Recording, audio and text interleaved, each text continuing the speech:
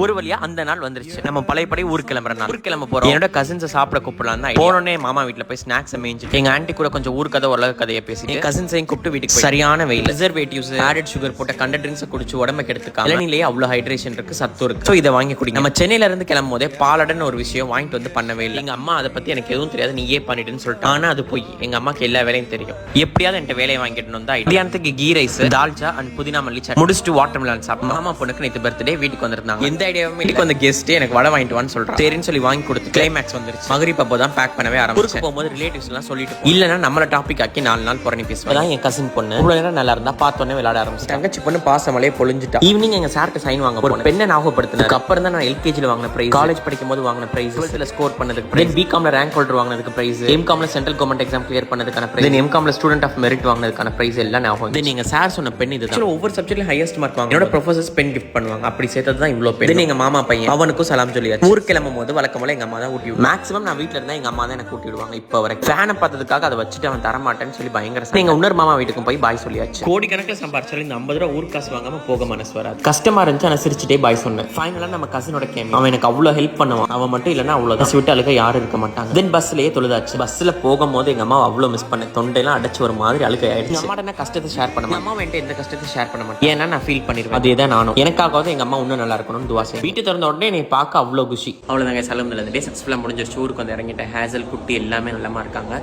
பாய் பாய், நாளைக்கு பார்க்கலாம். Have fun.